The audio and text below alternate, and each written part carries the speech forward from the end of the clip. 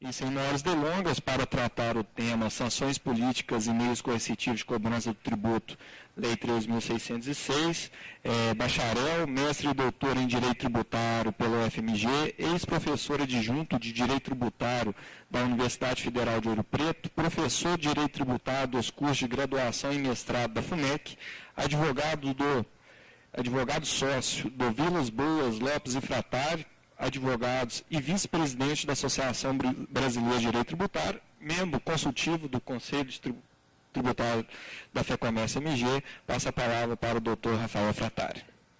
Obrigado. Bom dia a todos. Eu não vou demorar no início, por isso agradeço ao Marcelo, ao Muriel, enfim, a todos os membros da Comissão de Direito Tributário aqui da FEComércio, na pessoa do nosso presidente, meu amigo Walter Lobato. Agradeço imensamente a presença de vocês e a do meu colega de mesa, doutor Jonathan, que não trouxe uma notícia muito boa para a gente, né? Afinal de contas, os profissionais liberais estão na mira da Receita, né? Mas, como a gente faz tudo certinho, nós não temos também que nos preocupar muito, não. Bom, o tema que me coube aqui hoje é discutir com vocês as inovações que foram postas num ato normativo da Procuradoria da Fazenda Nacional, que foi publicado no dia 8 de janeiro desse ano. A portaria número 33, que, em verdade, ela regulamentou esse dispositivo da Lei 13.606, que trouxe a possibilidade de que haja a chamada averbação pré-executória de ônus, em bens imóveis e imóveis dos contribuintes que tenham inscrições de débito em dívida ativa. Bom, antes da gente abordar a inovação que foi posta na portaria, é importante a gente relembrar o que é uma sanção política, né? O que significa na doutrina tributária, entre os advogados, juízes, procuradores, quando se usa essa expressão.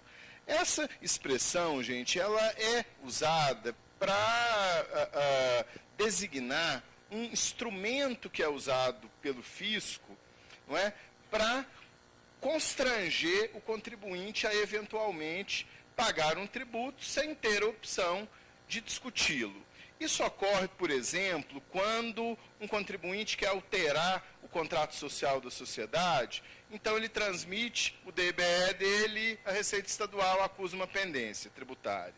Ou seja, o cara tem um débito e, portanto, ele não pode completar a alteração no contrato social dele, mesmo se for uma coisa simples, mudar a sede, abrir uma filial, enfim, coisas banais, em virtude do débito apontado pela Receita Estadual, que com frequência faz isso, ou débito da própria pessoa jurídica, que se quer alterar o contrato, ou mesmo dos seus sócios. Esse caso está mais do que resolvido na jurisprudência, não é? Basta que você pegue o telefone, ligue para o advogado e fale, por favor, entra com mandado de segurança aí para resolver o problema. Ele simplesmente vai entrar com mandado de segurança e uma liminar certamente vai ser concedida. Mas o fisco estadual, mesmo diante de alguns pedidos de instituições, né, da própria ABRADET, né, nos fóruns em que é possível, né, a gente ter esse tipo de diálogo, a gente pediu várias vezes, tira isso aí, né, enfim, a jurisprudência é toda contra e tal. Eles batem o pé, falam, não vamos tirar, porque eventualmente há um índice de recolhimento de tributo em virtude, não é, dessa dificuldade que é colocada aos contribuintes. Outro caso muito semelhante que vocês já ouviram falar, ou já mesmo, não é, vivenciaram, é o caso de apreensão de mercadoria, não é, enfim, para exigir o recolhimento do tributo, ou seja, se faz a apreensão ou a retenção da mercadoria em trânsito e não se libera, não é, o transporte enquanto o tributo não for pago. Obviamente isso não pode ser feito, não é, desde que você consiga identificar o proprietário da mercadoria, o correto a ser feito, caso o fisco discorde de algum tipo de cumprimento da obrigação tributária, é lavrar o auto de infração e, obviamente, liberar as mercadorias. Então, esse tipo de procedimento é o que a gente chama de sanção política no direito tributário. Ou seja, quando a Fazenda Pública se vale de determinados instrumentos, se vale de determinados meios ilegais para constranger o contribuinte ao recolhimento do tributo. E por que, né, tanto a doutrina tributária quanto, felizmente, os tribunais têm recusado, têm impedido a utilização desses instrumentos? Porque a Fazenda Pública dispõe já de meios que são legais e previstos na legislação para que ela possa exigir os tributos. E meios esses que inclusive lhe colocam numa posição processual quase sempre melhor do que a da maioria de outros credores comuns, como é, por exemplo, a possibilidade de usar uma lei especial para exigir os seus créditos tributários, que é a Lei de Execução Fiscal. Bom, mas feita essa primeira introdução, o assunto que nós vamos abordar aqui hoje é exatamente essa tal de averbação pré-executória. Só que para falar nessa averbação, é necessário que a gente se lembre dos procedimentos de controle, de autocontrole dos débitos tributários, especialmente no momento em que o débito passa da Secretaria da Receita Federal para o âmbito da PGFN. Ou seja, escrito débito em dívida ativa, e para que isso ocorra, eu preciso ou de ultrapassar a fase de discussão administrativa, ou que esse débito tenha sido declarado pelo próprio contribuinte e não pago.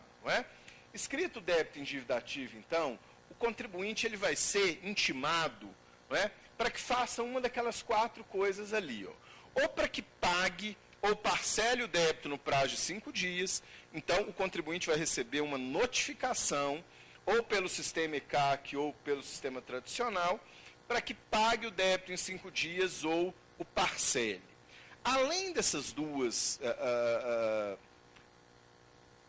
possibilidades, o contribuinte, então, vai poder ofertar uma garantia antecipada do débito para a própria PGFN. Isso ocorre quando aquele contribuinte quer discutir judicialmente. Ele já sabe que ele quer discutir, que ele não vai pagar, porque ele acredita que tem uma tese ou algo que o valha que lhe permita efetivamente levar o débito ao judiciário. Ele pode, então, especialmente para conseguir uma CND, nesse caso uma positiva com efeito negativa, ele pode ofertar um bem em garantia antecipada, ou seja, eu não tenho execução fiscal ainda, e mesmo assim o cara vai oferecer um bem para a própria Procuradoria, que é um procedimento inédito, salvo engano, não está sendo nem utilizado ainda em Belo Horizonte. Mas eu tive notícia que São Paulo parece que eles estão fazendo, enfim. Isso deve começar em breve aqui, e vai ajudar demais a vida dos advogados, mas demais mesmo, porque eu não vou precisar mais ter aquele espaço entre a inscrição, o débito, a execução, o contribuinte não vai precisar entrar com a ação anulatória antes, ele simplesmente vai oferecer essa garantia antecipada e aguardar, então, o ajuizamento da ação de execução para que possa, portanto, embargá-la, discutir o débito normalmente pelas vias próprias. Além dessa possibilidade, há algo também novo e que pode ser muito interessante para os contribuintes, que é a apresentação de um pedido de revisão do débito inscrito em dívida ativa, que é uma espécie de um pedido de revisão administrativa, que obviamente vai suscitar mais uma esfera de autocontrole dos atos administrativos que vai ser feito pela Fazenda Pública. Sobre a rigidez daquele crédito, se ele não está prescrito, se ele não está pago, enfim, se não tem algum tipo de problema que possa comprometer a sua execução. Mas, enfim, caso não ocorra nenhuma manifestação dessa aqui, ou seja, o cara não fala que pagou, não parcela, não oferece garantia antecipada, não pede revisão, não faz nada. Isso abre a possibilidade de que a PGFN ela promova uma série de atos. Algumas das providências que estão ao alcance da PGFN, como eu escrevi ali, são as mais impactantes para os contribuintes, são essas que estão aí. E me parece que ao menos para os médios e pequenos contribuintes, não há dúvida nenhuma de que as mais impactantes sejam as duas primeiras. Né? Protesto, não é? E a remessa para cadastros de inadimplência. Serasa, SPC, essas coisas todas. Essas duas medidas são as medidas que mais impactam pequenos e médios contribuintes, sem a menor dúvida. Não é? E vão exigir desses contribuintes que tenham uma equipe fiscal, não é, melhor preparada para se mover e para tomar as providências em sua defesa que são necessárias nesse momento. Exatamente porque são momentos que exigem, em regra, uma ação bem rápida, uma ação urgente, de propositura de uma ação para, enfim, sustar protesto, oferecimento de bens em garantias e uma série de coisas. Sobre o protesto, já houve várias discussões, inclusive aqui nessa casa. Eu só passo esse tema agora porque há uma posição do Supremo Tribunal Federal pela constitucionalidade, e parece que esse seja um caminho sem volta. Não é? Mesmo porque o índice de recebimento das ações de execução fiscal são inferiores a 3%, se eu pegar a média geral de todo mundo. E quando eu caio no protesto, esse índice é superior a 30%. Então, me parece que os fiscos, em relação a débitos pequenos, vão usar e vão, né, aprofundar cada vez mais a utilização do protesto e da remessa desses débitos para os cadastros de inadimplência. Não que eu não acho que isso, sabe, seja isento de problemas. Existem problemas que o judiciário, eu acho que não viu, não é? Especialmente a responsabilização do fisco quando ele faz um protesto indevido, que é uma responsabilização que existe hoje na esfera privada, né, com tranquilidade. Até existem algumas decisões dizendo isso, e alguns clientes até nos perguntam, mas eu posso processar o fisco quando eu tenho direito a uma CND, ele não me dá e eu perco um negócio, ele me prejudica com um protesto indevido? Pode. Existem ações assim? Existem. Eu tive que fazer uma pesquisa já por ocasião de outro evento, que era sobre esse assunto, e de fato há decisões assim de juízes que condenam a fazenda pública. Mas eu posso dizer que não é uma prática que a gente tem, né? A gente gosta de uma relação de boa vizinhança, como de fato é, né, a nossa relação, especialmente a pessoal, que não é institucional, naturalmente. Né? Então, enfim, isso tende a começar, né, também a ser feito por parte dos contribuintes que eventualmente sejam ilegalmente prejudicados. Agora, o que a gente vai abordar hoje é aquilo ali, ó, a verbação pré-executória. Não é?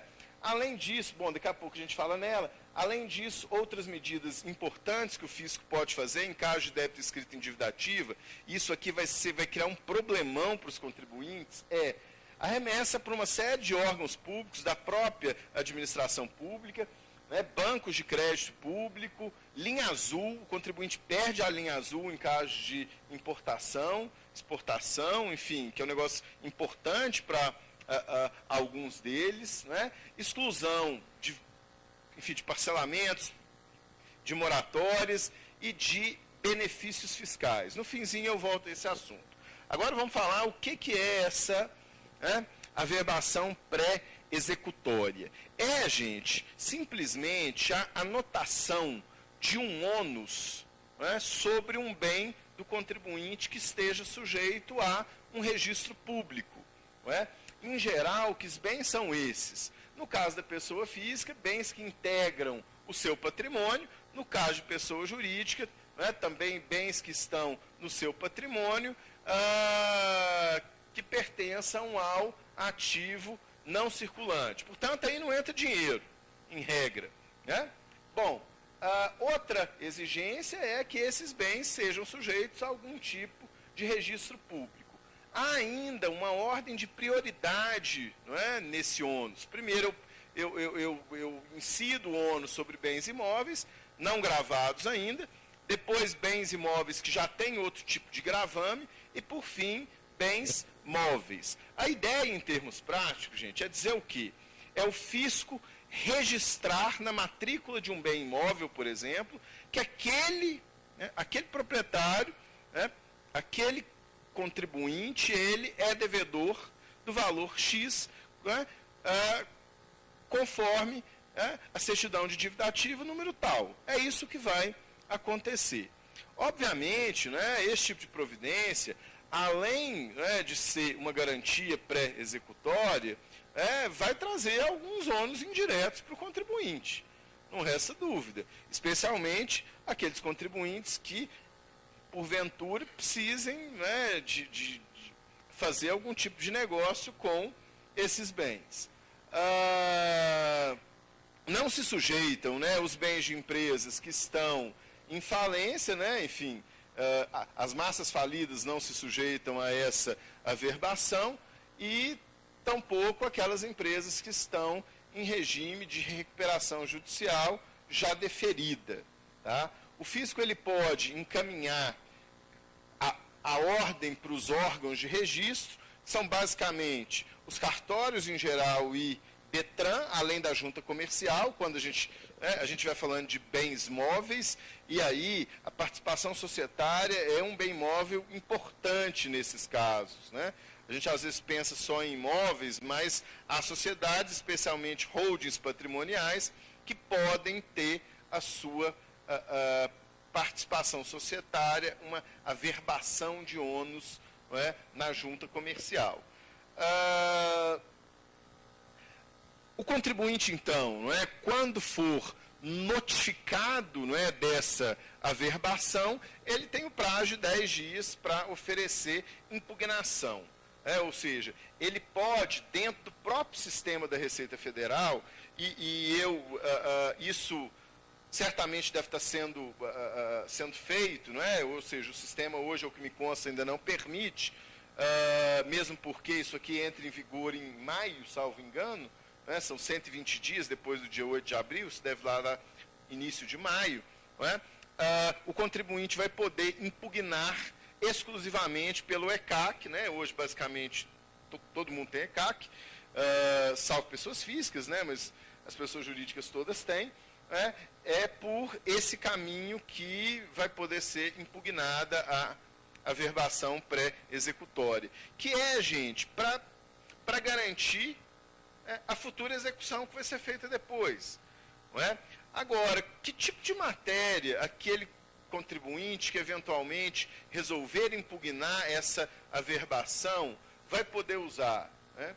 Impenhorabilidade dos bens, né? Ele vai poder alegar que aquele bem é impenhorável, né? E aqui, enfim, eu estou lembrando basicamente do imóvel que você mora com a família, né? Não existe outra impenhorabilidade relacionada a imóveis, por exemplo, né?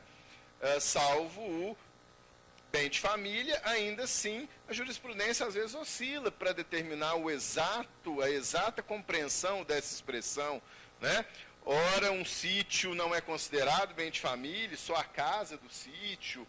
Ora, a jurisprudência ela expande esse conceito, né? STJ esses dias mesmo disse que, mesmo sem que o devedor more no imóvel, ele pode ser considerado bem de família se algum dependente dele mora. No caso, acho que morava a mãe, né, e uma irmã do devedor no apartamento, o STJ falou, não, é bem de família. Então, né, assim, enfim, nós temos que ficar atentos à compreensão que se tem dessa expressão. Mas bens impenhoráveis que podem estar sujeitos à averbação, basicamente são imóveis considerados bens de família, porque as participações societárias e veículos, né, salvo para aquelas pessoas que usam o veículo como instrumento de trabalho, né, eu não vejo outra hipótese em que a impenhorabilidade ela possa ser alegada. Uma hipótese importante é o excesso de averbação, que ocorrerá quando, não é, for feita averbação em bens de valor superior ao débito, não é? O contribuinte, então, alegará isso na impugnação e o fisco, caso considere procedente essa alegação, tem que diminuir o valor ali averbado. Pode haver ainda indicação de outros bens, né? O contribuinte pode pretender alterar os bens, né? Oferecer outros bens em lugar daquele no qual foi feita a averbação, que obviamente só vão ser aceitos se forem suficientes e rígidos, né, e legais para garantir a dívida. E esses bens podem ser, inclusive, de terceiros, desde que haja autorização desses terceiros, que é uma medida também que hoje pode ser usada tranquilamente na execução fiscal. Né? Pode ainda ser alegada alteração na titularidade dos bens antes da averbação, e nesse caso imagino que a Procuradoria, obviamente, vai analisar, né, a validade desses documentos, né, para que não sejam fraudulentos. E aqui vem a velha dica: sempre quando a gente quiser datar um documento para ter validade contra a Fazenda Pública e não quiser registrar o documento no cartório, é só reconhecer a firma de alguém que assinou o documento, que ali tem a data, tem o selim da fiscalização, e a gente vai ter a datação, né, correta daquele documento, para evitar que o fisco ou qualquer outro terceiro lá à frente diga que você forjou o documento, inventou o documento. Então é importante que a gente faça isso, não é, para datar, né, as operações sem as tornar pública. E ainda quando houver a alienação do bem, mesmo depois da averbação, mas caso o contribuinte prove, não é, que ele reservou bens suficientes, né, para a dívida. Outra informação, né, me parece importante: os corresponsáveis, e aqui leia-se, né, sócios, eu acho que é a hipótese mais comum, os sócios, caso tenham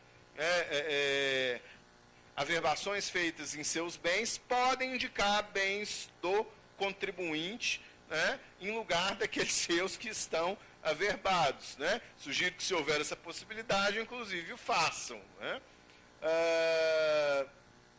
Terceiros também podem impugnar essa averbação, caso esses terceiros sintam-se lesados. Né? Vamos supor, houve a averbação sobre um bem que já é seu, que não é mais do antigo devedor, mas você teve um ônus no seu bem, você vai ter que impugnar.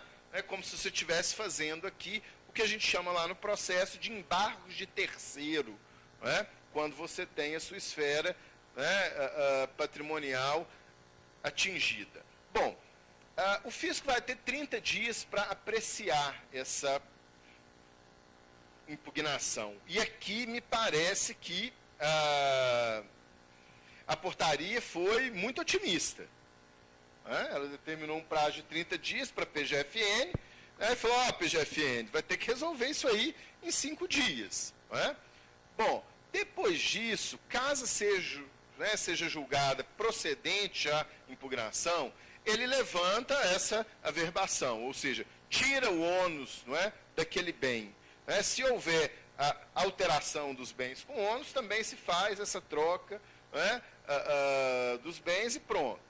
Agora, sendo julgada improcedente, ou seja, sendo mantida a averbação feita, o fisco, a PGFN, quando eu falo fisco aqui, eu estou falando a PGFN, terá 30 dias para executar, para juizar a execução fiscal. Portanto, são prazos relativamente curtos quando a gente pensa na administração pública, que é um transatlântico, né? Para ela virar aqui, virar ali, não é tão simples assim. E aqui nós temos uma regra que protege o contribuinte de alguma maneira, que é o fato de que, se em 30 dias a execução não for ajuizada, tem que levantar a averbação. Né? Portanto, aquele problema dos contribuintes, se estiver demorando demais para executar e tal, eu vou ter um ônus indevido, não sei o quê, não. 30 dias tem que tirar a averbação. O fisco, portanto, a PGFN vai ter que agir rápido nesses casos. Bom, eu trouxe aqui algumas normas que eu considero que foram afrontadas, por esse procedimento. E vou simplesmente fazer uma análise aqui dentro do meu prazo para que a gente não atrase. Primeiro, na minha opinião, a afronta o que a gente chama de reserva de jurisdição e devido processo legal. Porque, entre nós, até então, a tradição jurídica do país é a de que apenas o judiciário é que pode tomar medidas constritivas do patrimônio das pessoas.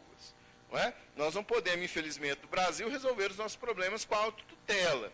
E isso foi feito, inclusive, em relação ao fisco, a vedação. As tentativas até então feitas, não é, pelo Poder Executivo de realizar atos, não é, que invadam o patrimônio dos contribuintes sem que haja uma ordem judicial, todas elas até então foram rechaçadas pela jurisprudência do Supremo Tribunal Federal, não é? Que tem, na verdade, uma vasta jurisprudência, tanto sobre outras sanções políticas, como sobre a tentativa de se promover execuções administrativas. Eu ainda tenho afronta uma norma do texto constitucional, que é o artigo 146, que dispõe que todos os assuntos relacionados ao crédito tributário devem ser assuntos próprios de lei complementar, não é? E, de fato, nós temos uma lei complementar material que cuida desse assunto, que é o Código Tributário Nacional. Não é? Portanto, uma intervenção, uma alteração, não é, no sistema de exigência de tributos tão importante como essa, deveria ter sido colocado, no mínimo, por lei complementar. Por fim, não é, me parece que há uma certa afronta, ampla defesa ao contraditório, embora eu ache que essa questão ela pode ser discutida. Eu acho que o fisco tem bons argumentos em relação a esse ponto. De um modo geral, e o meu tempo está acabando, eu suponho que essa norma será, embora tenha todos esses defeitos, é muito provável que ela seja considerada constitucional pelo Supremo Tribunal Federal, o que faz com que os contribuintes vão ter que ter uma estrutura de análise e de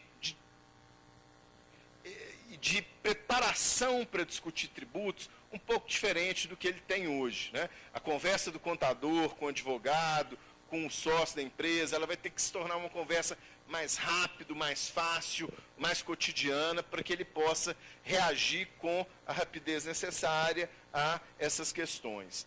E, por fim, eu acabo aqui, né, trazendo outro exemplo que vai ser muito importante, que infelizmente não foi o tema de hoje, que são, na verdade, as consequências da inscrição do débito em dívida ativa. Como eu disse aos senhores, um débito escrito em dívida ativa, né, vai gerar a remessa desse débito para o protesto, Serasa, a possibilidade de perda de todos os benefícios fiscais, crédito público, impossibilidade de contratação com a administração pública, recebimento da administração pública, fim de benefícios fiscais e uma série de outras medidas extremamente prejudiciais ao contribuinte, ainda que ele tenha uma certidão de regularidade fiscal válida.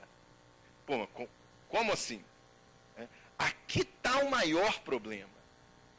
O maior problema é que, mesmo que o contribuinte tire uma certidão há 2 meses atrás e ela esteja válida mais 4 meses, né? São 6 meses na Receita Federal, não são, John? 180 dias. Mesmo que isso ocorra, depois, né, que essa certidão foi emitida, se houver alguma inscrição em dívida ativa, né, se a legislação continuar como está, essa inscrição em dívida ativa tirará todo o restante do prazo de validade da certidão de regularidade fiscal, que é um problema que já acontece em vários estados. Rio Grande do Sul, Ceará, enfim, tem inúmeros outros estados que desprezam o prazo da validade da certidão. Se aconteceu alguma coisa depois, esquece essa certidão. E qual que é o grande problema disso, gente? É que nós vamos precisar ficar na Receita Federal todo dia. A quantidade de trabalho que isso vai trazer para os contribuintes e para o próprio fisco, vai ser um negócio impensável. Impensável. Por quê? Porque sempre que aparecer um débito escrito em dívida ativa, eu vou ter que ir lá resolver ele na hora. Não vai dar para eu virar e pensar, não, mas a minha certidão tem mais 2 meses. Então, daqui 2 meses, na hora de renovar, eu vou lá e limpo as pendências todas. Que era o que as empresas faziam até então.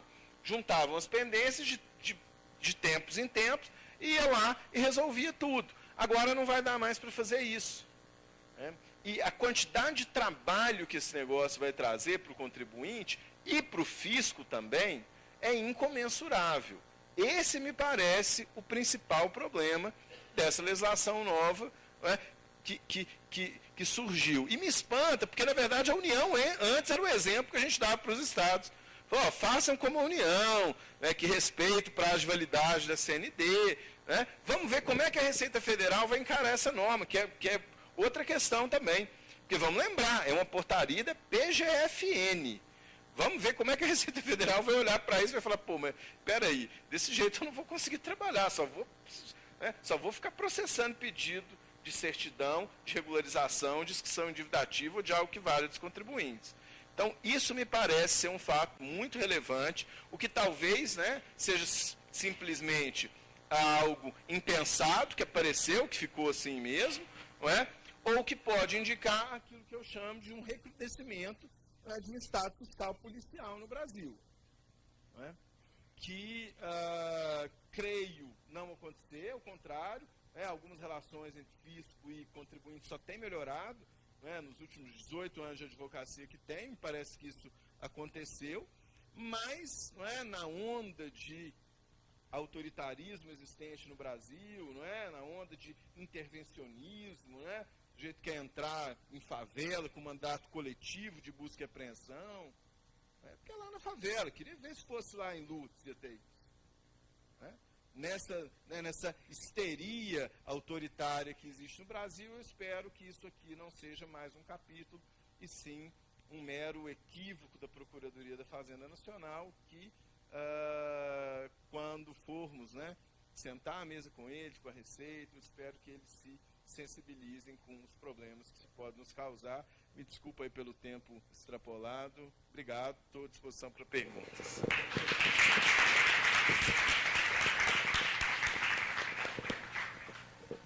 Professor Rafael, sempre brilhante nas suas colocações.